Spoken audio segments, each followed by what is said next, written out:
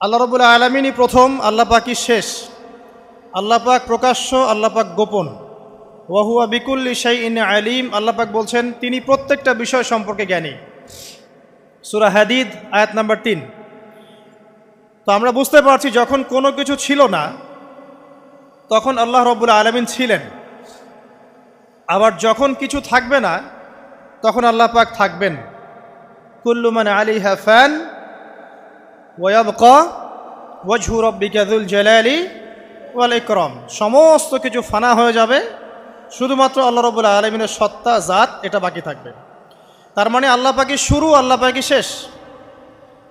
আল্লাহর কোনো শুরু নাই, আল্লাহর কোনো শেষ নাই। এখন কেউ যদি প্রশ্ন করে যে আল্লাহ সব কিছু সৃষ্টি করেছেন, তাহলে আল্লাহকে কে সৃষ্টি করলো? নাউজুবিল্লাহ। তো তখন আমরা বলবো যে যদি কেউ আল্লাহকে সৃষ্টি করতো তাহলে তো সেই সৃষ্টিকর্তা হয়ে যেত, তাই নয় কি?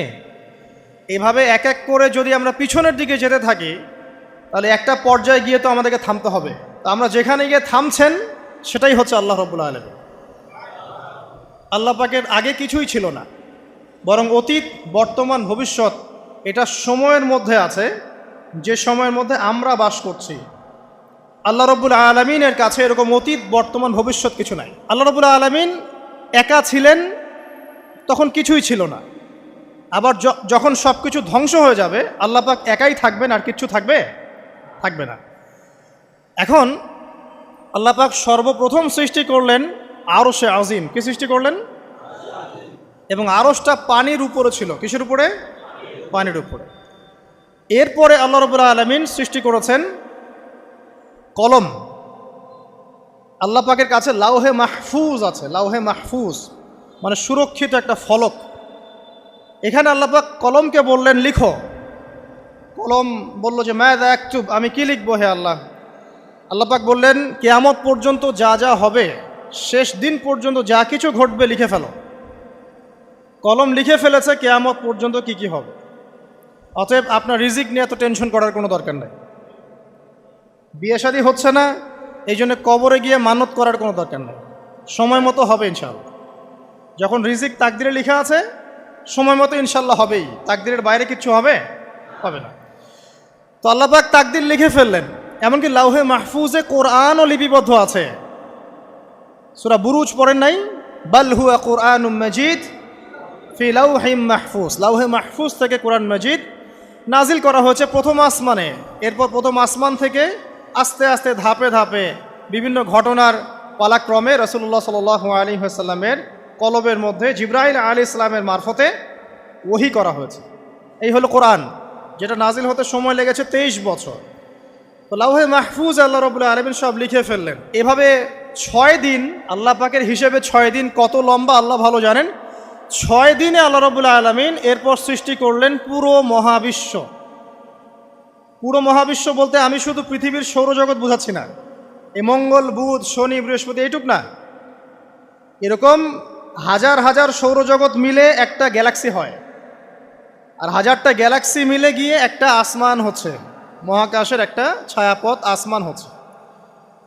তো এরকম 7টা আসমান বা 7টা মহাবিশ্ব আল্লাহ পাক সৃষ্টি করলেন মাত্র 6 দিনে। কয় দিনে? ফি সিত্তাতি আইয়াম। 6 দিন আল্লাহ পাক সৃষ্টি করলেন। এরপর আল্লাহ রাব্বুল আলামিন প্রত্যেক মহাকাশে তার যার যার কাজ সেটা দিলেন। যেখানে যেখানে মাখলুক সৃষ্টি করা আল্লাহ পাক করলেন। আল্লাহ রাব্বুল আলামিন মালায়েকা সৃষ্টি করলেন নূর দিয়ে। কি দিয়ে? আলো দিয়ে। আলোর মধ্য দিয়ে আল্লাহ রাব্বুল আলামিন ফেরেশতা সৃষ্টি করলেন। আল্লাহ পাক জিন সৃষ্টি করলেন। জিন কি দিয়ে? আগুন দিয়ে। একদম যেটা উত্তপ্ত আগুন, লাল আগুন, সেই আগুন দিয়ে আল্লাহ পাক জিন জাতিকে সৃষ্টি করলেন। সৃষ্টি করার পর আল্লাহ রাব্বুল আলামিন জিন জাতিকে পৃথিবীতে পাঠিয়েছেন। কোথায়?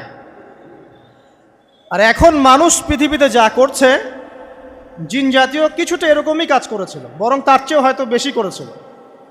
পৃথিবীতে সে ফিতনার ফাসাদ সৃষ্টি করেছিল। এক পর্যায়ে আল্লাহ রাব্বুল আলামিন জিন জাতিকে ধ্বংস করে দিলেন। কিছু কিছু জিনকে আল্লাহ পাক অবশিষ্ট রাখলেন, যেগুলো পাহাড়ে, পর্বতে, বিভিন্ন জায়গায়, সমুদ্রে আশ্রয় নিল। পাহাড়ি এলাকাগুলোতে জিন থাকে, গভীর সমুদ্রে জিন থাকে, হ্যাঁ, জঙ্গলে জিন থাকে। এরকম কিছু জায়গা আছে, এগুলোর মধ্যে জিনরা থাকে। তো ওদেরকে ডিস্টার্ব করতে গেলে সমস্যা, আপনাকে ধরে ফেলবে। আর যদি প্রতিদিন সকাল সন্ধ্যার জিকির আজগার ঠিকঠাক মতো না করেন, কোরআন তেলাওয়াত ঠিকঠাক মতো না করেন, নামাজি না হন আর পবিত্র না থাকেন, তাহলে জিন ধরার সম্ভাবনা বেশি।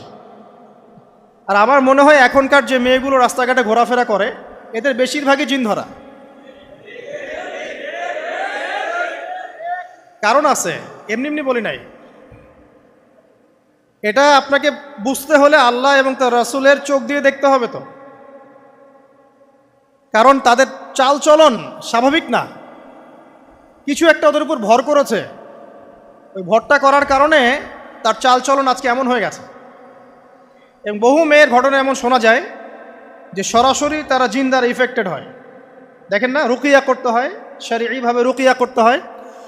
তো খেয়াল রাখবেন, সকাল সন্ধ্যার জিকির আজগার ঠিক রাখবেন, কোরআন তেলাওয়াতটা ঠিক রাখবেন, নামাজি হবেন, পাক পবিত্র থাকবেন, জিন আপনাকে কোনো ক্ষতি করতে পারবেন না ইনশাআল্লাহ। জিনরা কিন্তু রাসূল সাল্লাল্লাহু আলাইহি ওয়াসাল্লামেরও ক্ষতি করার চেষ্টা করেছিল। আল্লাহ রাসূল সাল্লাল্লাহু আলাইহি ওয়াসাল্লাম ওটাকে ধরেছিলেন, ধরে মসজিদের খুঁটির সাথে বেঁধে রেখেছে। নামাজের মধ্যে জিন আমাদের নবীকে ডিস্টার্ব করেছিল, আল্লাহ রাসূল ওই জিনকে ধরেছেন, ধরে খুঁটির সাথে বেঁধে রেখেছেন। তারপরে তার মনে পড়ল সুলাইমান আলাইহিস সালামের কথা। সুলাইমান আলাইহিস সালাম বলেছিল আল্লাহকে, আল্লাহ আমাকে যে ক্ষমতা তুমি দিয়েছো, আমার পরে কাউকে এই ক্ষমতা আর দিও না। আর সুলাইমান আলাইহিস সালামকে আল্লাহ পাক জিন জাতিকে অনুগত করে দিয়েছিলেন। সুলাইমান আলাইহিস সালামের নির্দেশে জিন জাতি বিভিন্ন কাজ করত, এমনকি সমুদ্রের মধ্যে ডুবুরির কাজও করত, সমুদ্রের ভিতর থেকে রত্ন বের করে নিয়ে আসতো। এগুলো কিন্তু অলিক রূপকথা নয়, সত্য ঘটনা। তখন নবী সাল্লাল্লাহু আলাইহি ওয়াসাল্লাম বললেন যে আমার ভাই সুলাইমানের কথা আমার মনে পড়ে গেল, তাই আমি জিনটাকে ছেড়ে দিলাম। তো আল্লাহ পাক জিন জাতিকে সৃষ্টি করে এই পৃথিবীতে পাঠানোর পর তারা এরকম ফিতনা এবং ফাসাদ সৃষ্টি করার পরে আল্লাহ পাক ওদেরকে ধ্বংস করে দেন। দেওয়ার পরে আরও অনেক যুগ এবং অনেক শতাব্দী কেটে যায়। কত যুগ কত শতাব্দী আল্লাহ ভালো জানেন। অনেক লম্বা সময় পরে গিয়ে আল্লাহ রাব্বুল আলামিন ফেরেশতাদেরকে ডাকেন। কাদেরকে ডাকেন? তাদেরকে ডেকে বলেন, ওয়া ইয ক্বালা রাব্বুকা লিল মালায়েকা, স্মরণ করো নবী সেই সময়ের কথা যখন তোমার রব ফেরেশতাদেরকে ডাকলেন, ডেকে বললেন, ইন্নী জাইলুন ফিল আরদি খলিফা, হে ফেরেশতা মণ্ডলী, আমি পৃথিবীতে আমার খলিফা পাঠাতে চাই। কি পাঠাতে চাই ভাই? খলিফা। খলিফার দুটো অর্থ, একটা হচ্ছে ওই যে জিনরা যে চলে গেল, ওর স্থলাভিষিক্ত হয়ে আরেকটা জাতি, স্থলাভিষিক্ত হওয়া। আরেকটা ব্যাখ্যা হচ্ছে খলিফা শব্দের মানে হচ্ছে যে ব্যক্তি আল্লাহ পাকের বিধান অনুযায়ী পৃথিবীতে বিচার ফয়সালা করে, সে আল্লাহর খলিফা। আমি কি বুঝাতে পারছি? আল্লাহ পাক ফেরেশতাদেরকে বললেন, আমি পৃথিবীতে আমার খলিফা পাঠাতে চাই, প্রতিনিধি, এবং যে আল্লাহর বিধান দ্বারা বিচার ফয়সালা করে। তখন ফেরেশতারা বলছেন, ক্বালু, ফেরেশতারা বলছেন, আতাজআলু ফিহা মান ইউফসিদু ফিহা ওয়া ইয়াসফিকুদ দিমা, হে আল্লাহ, আপনি কি এমন কোন সৃষ্টিকে আবার পৃথিবীতে পাঠাতে চান যে পৃথিবীতে গিয়ে ফিতনা ফাসাদ সৃষ্টি করবে অথবা রক্তপাত ঘটাবে? ফেরেশতারা এই কথা কিভাবে বলতে পারলো? হ্যাঁ, জিন জাতির অভিজ্ঞতার আলোকে।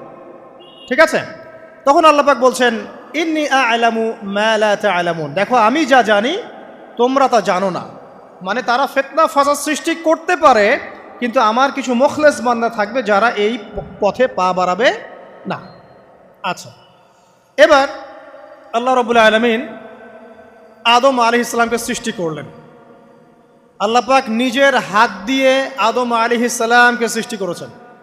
সূরা সদের মধ্যে আল্লাহ পাক বলেছেন, দেখুন মহাবিশ্বের কোনো সৃষ্টির ব্যাপারে বলা হয়নি যে খলাকতু বিয়াদাই, আমি নিজ হাতে তাকে সৃষ্টি করেছি। শুধুমাত্র আদম আলাইহিস সালাম, আমাদের পিতার ক্ষেত্রে বলা হয়েছে খলাকতু বিয়াদাই, আমি নিজ হাতে তাকে সৃষ্টি করেছি। কত সম্মান, কত ভালোবাসা, তাই না? এবার আল্লাহ রাব্বুল আলামিন আদম আলাইহিস সালামকে সমস্ত নাম শিক্ষা দিলেন। সমস্ত নাম মানে কি? ওয়াল্লামা আদামাল আসমাআ কুল্লাহা, আল্লাহ পাক বলছেন এরপর আমি আদম আলাইহিস সালামকে মহাবিশ্বের যত জ্ঞান আছে সমস্ত নাম শিক্ষা দিয়ে দিলাম। সুবহানাল্লাহ। যেই জ্ঞান ফেরেশতাদেরও ছিল না, যেই জ্ঞান ইবলিসেরও ছিল না। ইবলিস কিন্তু অনেক জ্ঞানী ছিল, অনেক বড় আবেদ ছিল, সে দীর্ঘদিন আল্লাহর ইবাদত করেছে, কিন্তু এই জ্ঞান কিন্তু তারও ছিল না, ফেরেশতাদেরও ছিল না।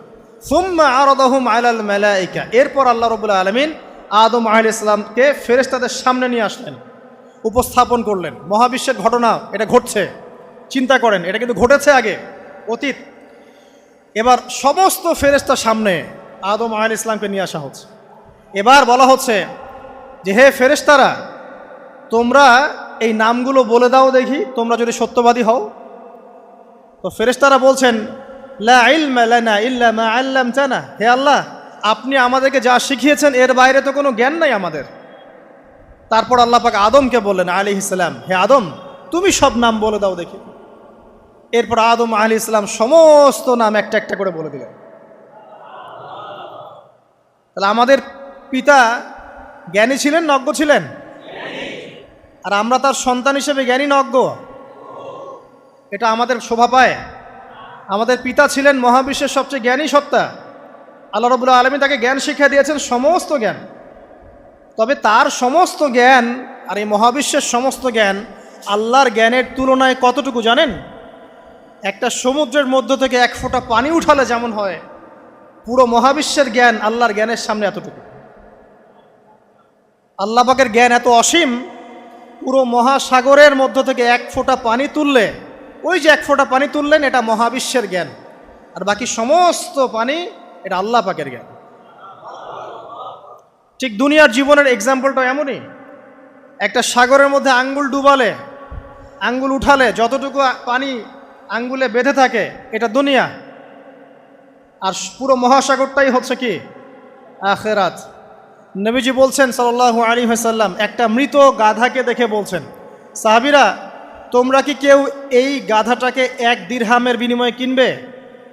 কান কাটা, মৃত, গলে আছে, এই গাধাটাকে কিনবা 1 দিরহাম দিয়ে? সাহাবীরা বলছেন, মাংনা দিলেও তো কিনবো না। ইয়া রাসূলুল্লাহ, যদি ফ্রিও কেউ দেয়, বিনামূল্যে দেয়, তাও তো নিব না। তখন নবী সাল্লাল্লাহু আলাইহি ওয়াসাল্লাম বলছেন, এটাই হচ্ছে আল্লাহর কাছে দুনিয়ার এক্সাম্পল। ওই মৃত গাধা তোমাদের কাছে যতটা না ইম্পর্টেন্ট, যতটুকু মূল্য রাখে, আল্লাহর কাছে এই দুনিয়া তার চেয়েও কম মূল্য রাখে। তো এই দুনিয়াতে তো সব ফয়সালা হবে না। আমরা তো হতাশ হয়ে যাই না যে দুনিয়াতে এমন কেন, এটা কেন, ওইটা কেন। দুনিয়া এটারই জায়গা, দুনিয়া সব কিছুর কনক্লুশনের জায়গা না, সব কিছুর পরিসমাপ্তির জায়গা হচ্ছে কিয়ামতের মাঠ। ওই দিন যে সফল সে সফল, যে ব্যর্থ সে ব্যর্থ। দুনিয়ার বাড়ি গাড়ি, স্ট্যাটাস, চাকরি বাকরি, ইজ্জত সম্মান, এটা সাফল্য ব্যর্থতার মানদণ্ড নয়, চূড়ান্ত মানদণ্ড নয়। চূড়ান্ত মানদণ্ড কি? ফামান যুহজিহা আনিন নার ওয়া উদখিলাল জান্নাহ ফাকাদ ফাজ, যাকে জাহান্নাম থেকে বাঁচানো হবে, জান্নাতে প্রবেশ করানো হবে, পুলসিরাত পার হতে পারবে, এই একমাত্র ব্যক্তি সফল। তো সাফল্যের সংজ্ঞাটা জেনে রাখবেন, তাহলে আপনি দুনিয়াতে হতাশ হবেন না ইনশাআল্লাহ তাআলা। এবার কি হলো, যখন আদম আলাইহিস সালাম সমস্ত নাম শিক্ষা দেওয়া সমস্ত নাম বলে দিলেন, এখানে নাম মানে কিন্তু খালি নাম নয়, জ্ঞান বলে দিলেন, তখন আল্লাহ রাব্বুল আলামিন ফেরেশতাদেরকে বললেন, তোমরা সবাই এখন আদমকে সিজদা করো। ওয়া ইয কুলনা লিল মালাইকাতি ইসজুদু লি আদম, আল্লাহ পাক এবার বলছেন, আমি সমস্ত মালায়েকাকে বললাম তোমরা আদমকে সিজদা করো। ফাসাজাদু, সবাই সিজদা করলো, ইল্লা ইবলিস, ইবলিস সিজদা করলো না। কেন করলে না? ইবলিসকে বলা হচ্ছে, ইয়া ইবলিস মা মানাকা আল্লা তাসজুদা ইয আমারতুক, তোমাকে কে নিষেধ করলো সিজদা করতে ওই আদমকে যাকে আমি আদেশ করেছি? কে নিষেধ করলো? তখন ইবলিস বলছে, খলাকতানি মিন নার ওয়া খলাকতাহু মিন তিন, আমাকে সৃষ্টি করেছেন আগুন দিয়ে আর আদমকে সৃষ্টি করেছেন মাটি দিয়ে, আমি কিভাবে তাকে সিজদা করতে পারি? ইবলিস বলতে চাইলো যে আপনি যে বলছেন আদমকে সিজদা করো, আদম তো মাটির তৈরি, আমি তো আগুনের তৈরি, তাহলে আপনি ভুল বলছেন। নাউজুবিল্লাহ। আগুন কেন মাটির সামনে নত হবে? মাটি আগুনের সামনে নত হওয়া উচিত। তার কেয়াস হচ্ছে এমন, কেয়াস মানে কি? তার এটা কি? হ্যাঁ, তার এটা যুক্তি, তার এটা যুক্তি এবং দর্শন যে আমি কেন তাকে সিজদা করব? আমি তো আগুনের তৈরি আর আদম হচ্ছে মাটির তৈরি। তো খলাকতাহু মিন নার ওয়া খলাকতানি মিন তিন, খলাকতানি মিন নার ওয়া খলাকতাহু মিন তিন, আমাকে সৃষ্টি করেছেন আগুন দিয়ে, আদমকে সৃষ্টি করেছেন মাটি দিয়ে। আবা ওয়াস্তাকবারা, আল্লাহ পাক বলছেন সে উদ্ধত হলো এবং অহংকার প্রদর্শন করলো। আর আল্লাহ পাক অনেক কিছু মাফ করে দেন, কিছু কিছু বিষয় আল্লাহ পাক মোটেই পছন্দ করেন। তার মধ্যে একটা হচ্ছে অহংকার, তার মধ্যে একটা হচ্ছে শিরক, তার মধ্যে একটা হচ্ছে অন্যের হক নষ্ট করা, তার মধ্যে একটা হচ্ছে আদম সন্তানকে হত্যা করা, তার মধ্যে একটা হচ্ছে বৃদ্ধ বয়সে ব্যভিচার করা, তার মধ্যে একটা হচ্ছে মুরতাদ হয়ে যাওয়া। ওই যে খ্রিস্টান হয়ে যাচ্ছেন না, খালি মরেন তারপর বুঝবেন, খালি মালাকুল মউত আসুক তারপর বুঝবেন।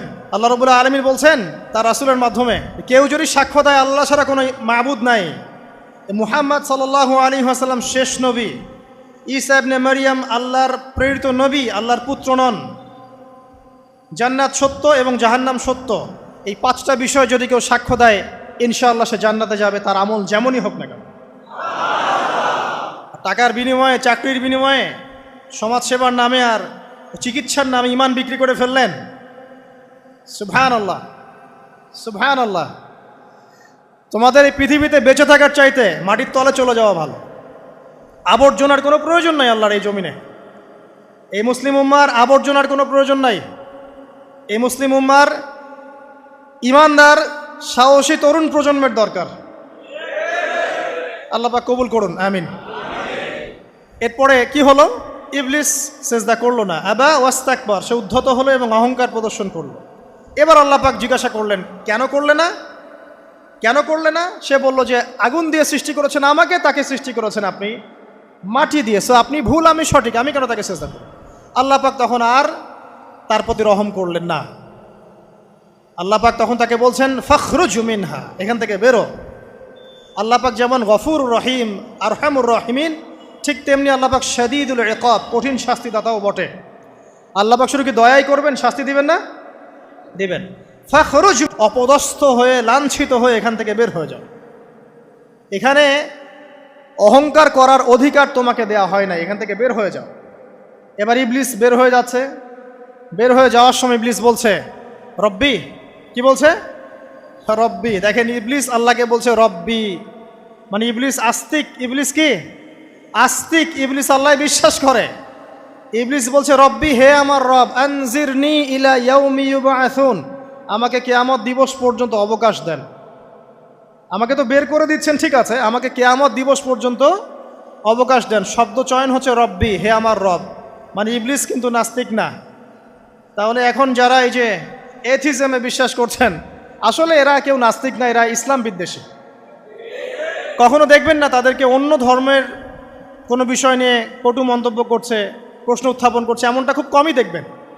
এদের যত মাথা ব্যথা ইসলাম নিয়ে।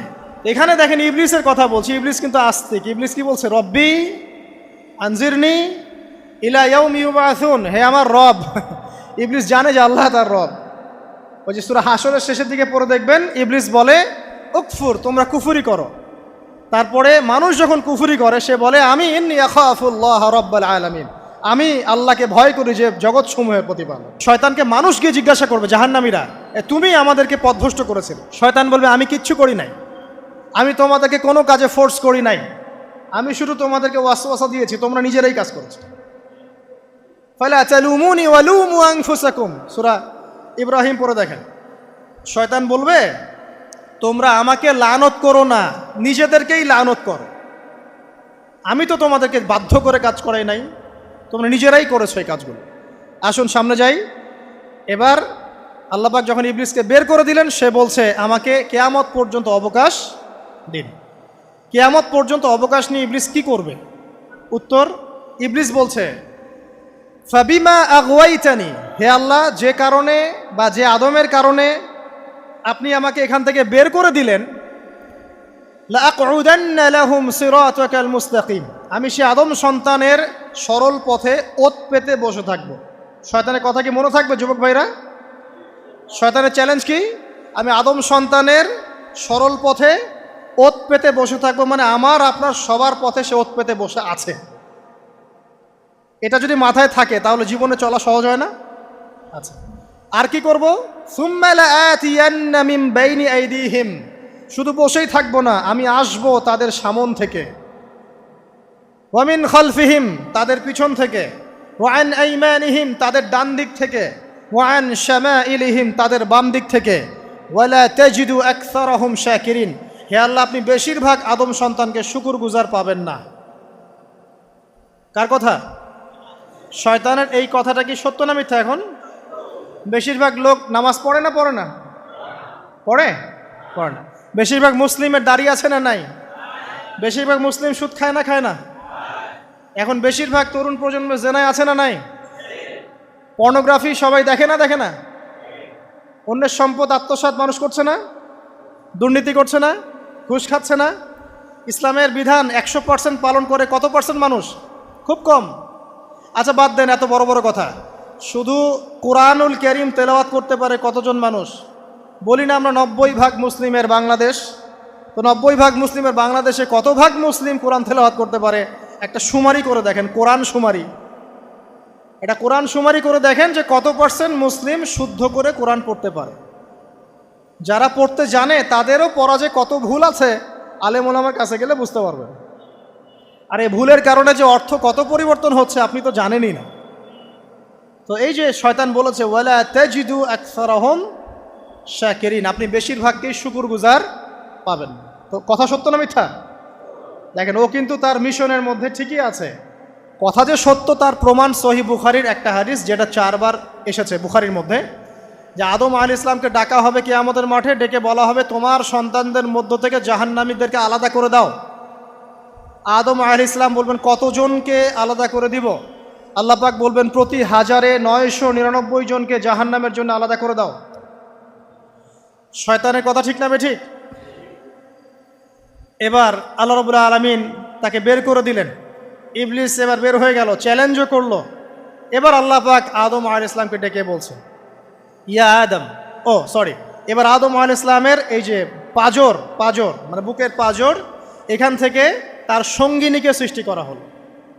কারণ আদম আলাইহিস সালাম একাকী ছিলেন, একা কি থাকা যায়? একা থাকতে কষ্ট হয় না? একজন জীবন সঙ্গী লাগে না? তো আদম আলাইহিস সালামের এই বাম পাজরের হাড় থেকে হাওয়া আলাইহিস সালামকে সৃষ্টি করা হলো। সৃষ্টি করার পর আরও একটা ঘটনা আছে যে আল্লাহ রাব্বুল আলামিন আদম আলাইহিস সালামের পিঠের যে অংশটুকু আছে, এই অংশটুকু থেকে আগামীতে যত আদম সন্তান আসবে সবাইকে ছোট ছোট পিঁপড়ার আকৃতিতে সামনে নিয়ে দেখালেন। সুবহানাল্লাহ। যত আদম সন্তান আসবে আল্লাহ পাক সবাইকে আদমের সামনে দেখালেন এবং বললেন এই যে শুভ্র অংশ যারা, মানে সাদা অংশ যারা, তারা তোমার সন্তানদের মধ্য থেকে সবাই জান্নাতি। আর তোমার এই যে বাম পাশে যেগুলো কালো কালো ছোট ছোট আকৃতি দেখছো, এগুলো সব তোমার সন্তানদের মধ্য থেকে জাহান্নামী। আমরা দোয়া করি আমরা তাদের অন্তর্ভুক্ত না হই। এবার আল্লাহ পাক সবাইকে বললেন, সূরা আরাফের মধ্যে আসছে 182 নম্বর আয়াতে মনে হয়, আল্লাহ পাক বলেন আলাস্তু বিরব্বিকুম, হে আদমের সন্তানরা আমি কি তোমার রব নই? আমি কি তোমাদের রব নই? আলাস্তু বিরব্বিকুম, আমি কি তোমাদের রব নই? আলাস্তু বিরব্বিকুম, আমি কি তোমাদের রব নই? আমরা সবাই তখন বলেছিলাম বালা ইয়া রব্বি, অবশ্যই আপনি আমাদের রব। আমরা এখন ভুলে গেছি না? আমরা সবাই এই সাক্ষী দিয়ে আসছি রুহের জগতে। আর রুহের জগৎ বলে একটা জগৎ আছে, অনেক জগৎ আছে। রুহের জগৎ একটা, দুনিয়ার জগৎ একটা, জিন জাতির জগৎ আলাদা, বারজাখ পরকালে যে কবরে রাখার পরে বারজাখের জগৎ একটা, আর দারুল করার যেটা হবে একদম জান্নাত জাহান্নাম, ওটা আরেকটা জগৎ। এই যে মহাবিশ্ব যে সম্প্রসারিত হচ্ছে, এক এক গ্যালাক্সিতে এক একটা জগৎ না, এরকম বহু জগৎ আছে। রুহের জগতে আমরা এই ওয়াদা আল্লাহর কাছে করে এসেছি। এটাকে আহদে আলাস্তু বলে। কি বলে? আহদে আলাস্তু, মানে আলাস্তু বি রব্বিকুম, আমি কি তোমাদের রব নই? আমরা বলেছিলাম হ্যাঁ আপনি আমাদের রব। একটা মজার কথা আছে এখানে, যখন আদম আলাইহিস সালাম দেখছিলেন তার সন্তানদেরকে সাদা সাদা আকৃতি ছোট ছোট, এর মধ্যে একটা সন্তানকে দেখে, একজন সন্তানকে দেখে তার প্রচণ্ড ভালো লেগেছিল এবং তিনি অত্যন্ত সুদর্শন ছিলেন। তাকে দেখে তার প্রচণ্ড রকম ভালো লেগেছিল। আল্লাহ পাককে তিনি জিজ্ঞাসা করলেন, হে আল্লাহ, আমার সন্তানদের মধ্যে একে, এই সুন্দর সন্তান কে? আল্লাহ পাক বললেন সে হচ্ছে তোমার সন্তান দাউদ। কি নাম?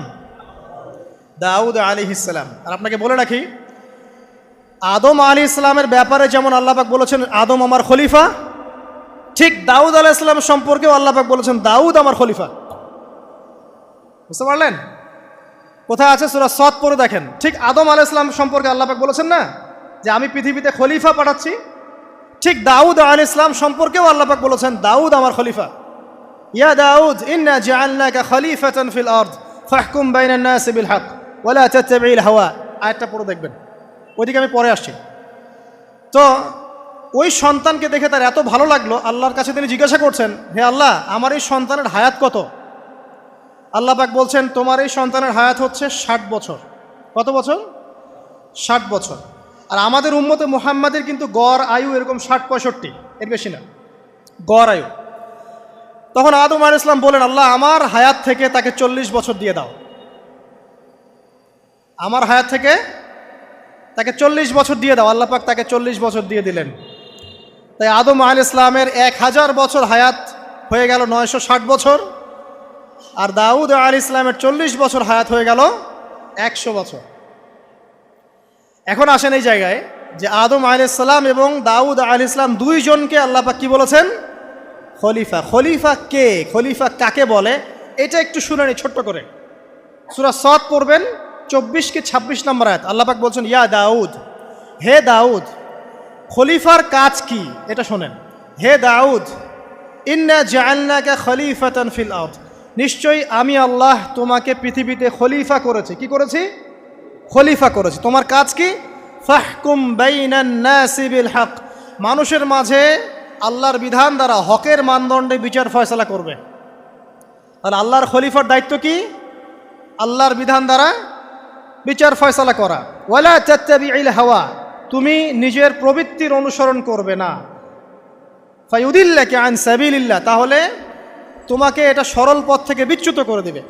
ইন্নাল্লাযীনা ইউদিল্লুনা আন সাবিলিল্লাহ, নিশ্চয় যারা আল্লাহর পথ থেকে বিচ্যুত হয়ে যায়, লাহুম আযাবুন শাদীদ, তাদের জন্য কঠিন শাস্তি আছে। বিমা নাসু ইয়াউমাল হিসাব, এই কারণে যে তারা হিসাবের দিনটা ভুলে গেছে। এই আয়াত থেকে খলিফার ফাংশন বুঝতে পারলেন? খলিফার ফাংশন কি? আপনি যা ইচ্ছা তাই ফয়সালা করবেন, নিজের মন গড়া যা ইচ্ছা রচনা করবেন। ফাহকুম বাইনান নাসি বিল হক, মানুষের মধ্যে হকের মানদণ্ডে বিচার ফয়সালা করো। হকটা কি জিনিস? আমার দর্শন হক, আমার ফিলোসফি হক, আমার যুক্তি, আমার বিজ্ঞান, এগুলোই হকের মানদণ্ড। হকের মানদণ্ড কি? কোথায় উত্তর আছে? কোরআনেই উত্তর আছে। কোন সূরা? সূরা কাহফ। কত নম্বর আয়াত? আয়াত নম্বর 29। আল্লাহ পাক বলছেন ওয়াকুলিল হাক্কু মির রাব্বিকুম, হক সেটাই যা তোমার রবের পক্ষ থেকে নাজিল। কথা কি ক্লিয়ার? হক কি জিনিস? যা তোমার রবের পক্ষ থেকে নাজিল হয়। ফামান শাআ ফালইউমিন, যার ইচ্ছা হয় সে স্বীকার করুক। ওয়ামান শাআ ফালইয়াকফুর, যার ইচ্ছা হয় সে অস্বীকার করুক। ইন্না আ'তাদনা লিযালিমিনা নারান, অস্বীকারী জালেমদের জন্য আমি আগুন প্রস্তুত করে রেখেছি। তো এখানে আপনি হকের সংজ্ঞা পেলেন এবং হকের মানদণ্ডে বিচার ফয়সালা করলে পরে খলিফা হয়। যদি আল্লাহ পাকের হকের মানদণ্ডে কেউ ফয়সালা না করে সে আল্লাহর খলিফা নয়, সে শয়তানের খলিফা। কথা কি ক্লিয়ার? আচ্ছা, এখন যদি আপনি বাধ্য হন কোনো ক্ষেত্রে সেটা আলাদা বিষয়, বাধ্য হয়েছেন সেটা আলাদা বিষয়, কিন্তু আকীদা স্পষ্ট থাকতে হবে যে আল্লাহ রাব্বুল আলামিনের বিধান চূড়ান্ত, এর উপর কোনো বিধান নাই। এখন আপনি আদম এবং দাউদ আলাইহিস সালামের মধ্যে একটা সম্পর্ক বুঝতে পারলেন। এবার আল্লাহ পাক আদম আলাইহিস সালামকে ডাকলেন, ডেকে বলছেন আদম এবং হাওয়া, তোমরা দুজন উসকুন আনতা ওয়া যাওজুকাল জান্নাহ, এবার তুমি আর তোমার স্ত্রী হাওয়া তোমরা জান্নাতে থাকো। ফাকুলা মিনহা রাগাদান হাইথু শি'তুমা, জান্নাতের যেখান থেকে ইচ্ছা তোমরা ফল খাও বা যা ইচ্ছা তাই করো, সব কিছু উন্মুক্ত তোমাদের জন্য জান্নাতে। একটা বিষয়, ওয়ালা তাকরাবা হাযিহিশ শাজারা, এই যে গাছটা দেখছো এই গাছের কাছেও যাবে না। এখানে শব্দ এমন না যে গাছের ফল খাবে না, শব্দ হচ্ছে এমন গাছের কাছেও যাবে না। যেমন ওয়ালা তাকরাবু জিনা, জেনা করবে না আল্লাহ পাক বলেননি, বলেছেন জেনার কাছেও যাবে না। ওয়ালা তাকরাবু মাল আল ইয়াতিম, ইয়াতিমের মাল খাবে না আল্লাহ পাক বলেন নাই, আল্লাহ বলছেন ইয়াতিমের মালের কাছেও যেও না। আমি কি বুঝাতে পারছি? এই গাছের কাছেও যেও না। এবার জান্নাতে তারা থাকতে লাগলেন। এবার ইবলিস তো আর হাল ছেড়ে দেয় নাই, সে কি বলেছিল? ডান বাম সামন পিছন সব দিক থেকে আসবে। সে এসে ওয়াসওয়াসা দেয়। কি ওয়াসওয়াসা দেয়? হে আদম হাল আদুল্লুকা, আমি কি তোমাকে বলে দিব আলা শাজারাতিল খুলদ ওয়া মুলকিন লা ইয়াবলা, হে আদম, আমি কি তোমাকে বলে দিব এমন একটা গাছের কথা, যেই গাছের ফল খেলে পরে তুমি চিরস্থায়ী জীবন লাভ করবে, কোনো দিন মারা যাবে না। এই চিরস্থায়িত্বের টোপ দিচ্ছে কে? এই চিরস্থায়ী ক্ষমতার টোপে মানুষ পথ হারাচ্ছে না পৃথিবীতে। ওয়া মুলকিন লা ইয়াবলা, এমন রাজত্ব পাবে যেই রাজত্ব কখনো ক্ষয় হবে না। চিরস্থায়িত্বের টোপ, রাজত্বের টোপ, এই দুটোই হচ্ছে পৃথিবীতে মানুষকে পথভ্রষ্ট করার শয়তানের অস্ত্র। কথা মনে বুঝতে পারেন না? আমার মাথার উপর দিয়ে আছে, বুঝতে পারবেন ইনশাআল্লাহ। তো টোপ দিচ্ছে দুইটা, হাল আদুল্লুকা আলা শাজারাতিল খুলদ ওয়া মুলকিন লা ইয়াবলা। করতে করতে করতে করতে একদিন সত্যি সত্যি আমাদের পিতামাতা সেই গাছের কাছে চলে গেলেন। যখনই চলে গেলেন, ফালাম্মা যাকা শাজারা, যখন তারা গাছের কাছে চলে গেলেন, বাদাত লাহুমা সাওআতিহিমা, তাদের পরনে যে জান্নাতি কাপড় ছিল ধাপাস করে খুলে পড়ে গেল। ইন্না লিল্লাহি ওয়া ইন্না ইলাইহি রাজিউন। আমাদের পিতামাতাকে পুরো মহাবিশ্বে ফেরেশতাদের সামনে জান্নাতে নগ্ন করে দিল ইবলিস। আমি মনে বুঝাতে ব্যর্থ হচ্ছে। আমাদের পিতামাতাকে জান্নাতে ফেরেশতাদের সামনে, সবার সামনে নগ্ন করে কাপড় খুলে ফেললো কে? ইবলিস। তো এখন যে কাপড় খোলার সংস্কৃতি চলছে, কারা এরা? ওরা জিন শয়তান, এগুলো মানুষ শয়তান। শয়তান দুই প্রকার, মিনাল জিন্নাতি ওয়ান নাস, জিন শয়তান আর মানুষ শয়তান। ওই জিন শয়তান এদেরকে ওয়াসওয়াসা দিয়ে দিয়ে নগ্ন করেছে। এরা এখন নগ্নতার আন্দোলন শুরু করেছে, এবং আমি জানি কয়দিন পর এটা বিকিনি পরেও ঘুরবে। অবাক হচ্ছেন? কিয়ামতের আলামতের মধ্যে অন্যতম হচ্ছে মানুষ রাস্তার ধারে ধারে জেনা করবে, রাস্তার মোড়ে মোড়ে জেনা হবে। তখনকার সবচেয়ে ভালো মানুষ হবে সেই ব্যক্তি যে গিয়ে বলবে যে বাবা তোমরা জেনা করছো করছো, এই দেয়ালের পিছনে গিয়ে করতে পারলা না। সে হবে সবচেয়ে ভালো মানুষ। তো এই যে কাপড় খোলার সংস্কৃতি শুরু হয়েছে, এটা কার সংস্কৃতি? বাদাত লাহুমা সাওআতিহিমা। আল্লাহ পাক আরো বলছেন, ইয়া বানি আদম, হে আদম সন্তান, লা ইয়াফতিনান্নাকুমুশ শাইতান, শয়তান যেন তোমাদেরকে ফিতনায় ফেলতে না পারে। কামা আখরাজা আবাওয়াইকুম মিনাল জান্নাহ, ঠিক যেভাবে শয়তান তোমাদের পিতা মাতাকে জান্নাত থেকে বের করে দিয়েছিল। আর কি করেছিল? কামা আখরাজা আবাওয়াইকুম মিনাল জান্নাহ ইয়ানজিউ আনহুমা লিবাসাহুমা, শয়তান তোমাদের পিতা মাতার লেবাস পোশাক খুলে ফেলেছিল। ঠিক এভাবেই যেন পৃথিবীতে শয়তান তোমাদেরকে ফিতনায় ফেলতে না পারে, আল্লাহ পাক সতর্ক করছেন। এখন কি বুঝতে পারছেন? এই নগ্নতার যে 6 লাভ, নগ্নতা, অশ্লীলতা, পর্নোগ্রাফি, বেহায়াপনা, ফ্রি মিক্সিং, নারীদেরকে নগ্ন করে রাস্তায় বের করে নিয়ে আসা, এগুলো কার এজেন্ডা? শয়তানের এজেন্ডা। এর উপর কোনো কথা নাই, কারণ কোরআনের উপর কোনো সত্য নাই। এগুলোর উপরে কোনো কথা হবে না, বিকজ কোরআনের উপর কোনো সত্য নাই। আছে? নাই। কোরআনে আল্লাহ পাক বলেছেন যে শয়তান ফিতনায় ফেলেছিল, ইয়ানজিউ আনহুমা লিবাসাহুমা, শয়তান তোমাদের পিতামাতার লেবাস খুলে ফেলে দিয়েছিল। ওয়া তাফিকা ইয়াখতিফানি আলাইহিমা মিন ওয়ারাকিল জান্নাহ, তখন আমাদের পিতামাতা জান্নাতের গাছের যে এই যে পাতাগুলো আছে এগুলো ছিঁড়ে ছিঁড়ে লজ্জাস্থান ঢাকতে লাগলেন। ইন্না লিল্লাহ। আমাদের পিতামাতার কি দুর্দশা হয়েছিল, আমাদের পিতামাতার কি দুর্দশা, কি লজ্জা হয়েছিল তখন। চিন্তা করে দেখেন, শয়তান কাপড় খুলে ফেলে দিয়েছে। আর আমাদের পিতামাতা, আমাদের মা, আমাদের বাবা জান্নাতের এই যে পাতাগুলো ছিঁড়ে ছিঁড়ে গায়ের লজ্জাস্থান ঢাকা শুরু করেছেন। কি পরিমাণ লজ্জা চিন্তা করেন। আপনাকে যদি এখানে কেউ নগ্ন করে ফেলে এবং আপনি যদি না চান বিষয়টা, সবাই জোর করে আপনার কাপড় খুলে ফেলে, আপনার কেমন লাগবে? কেমন লাগবে? এই ঘটনা ঘটেছে মহাবিশ্বে, শয়তান ঘটিয়েছে। এরপর আল্লাহ পাক ডাকলেন, ডেকে বলছেন, ইয়া আদম, হে আদম, আলাম আনহাকুমা আন তিলকুমা শাজারা, হে আদম, আমি কি তোমাদেরকে দুজনকে নিষেধ করি নাই যে গাছের কাছে যাবে না? আমি কি তোমাদের দুইজনকে নিষেধ করি নাই যে তোমরা গাছের কাছে যাবে না? তখন আদম আলাইহিস সালাম বুঝতে পারলেন যে তারা একটা বড় ভুল করে ফেলেছে। তারপর আল্লাহ রাব্বুল আলামিন দয়া পরবশ হয়ে আদম এবং হাওয়া আলাইহিস সালামকে কালিমা শিক্ষা দিলেন, তওবার কালিমা, যেই কালিমা দিয়ে তারা তওবা করতে পারেন। সেই কালিমা হচ্ছে রব্বানা যালামনা আনফুসানা ওয়া ইল্লাম তাগফির লানা ওয়া তারহামনা লানাকুনান্না মিনাল খাসিরিন। এই দোয়া শিখে নিয়ে আদম এবং হাওয়া আলাইহিস সালাম তওবা করলেন। আল্লাহ পাক তাদের তওবা কবুল করে মাফ করে দিলেন। কিন্তু জান্নাতে আর থাকা হলো না। আল্লাহ পাক বলেন, কুল নাহবিতু মিনহা জামিআ, এবার তোমরা সবাই মিলে এখন পৃথিবীতে নেমে যাও। আল্লাহ মাফ করে দিলেন, কিন্তু তোমরা এখন পৃথিবীতে নেমে যাও, জান্নাতে আর থাকা হবে না। খেয়াল করে দেখেন, ইবলিসও আল্লাহর আদেশ মানে নাই। আল্লাহ বলেছেন সেজদা করো, ইবলিস কিন্তু করে নাই। আবার আমাদের পিতা আদম আলাইহিস সালামকে আল্লাহ পাক বলেছেন গাছের কাছে যেও না, তারা চলে গেছেন। দুটোই কি অবাধ্যতা নয়? তাহলে ইবলিসকে চিরস্থায়ী জাহান্নামী করা হলো, আদম সন্তানকে কেন করা হলো না? উত্তর, আদম সন্তান আদম আলাইহিস সালাম তওবা করে ফিরে এসেছে, ইবলিস আসে নাই। তাই আমাদের দ্বারা পদে পদে ভুল হবেই, তওবা করে ফিরে আসলেই গুনাহ মাফ ইনশাআল্লাহ।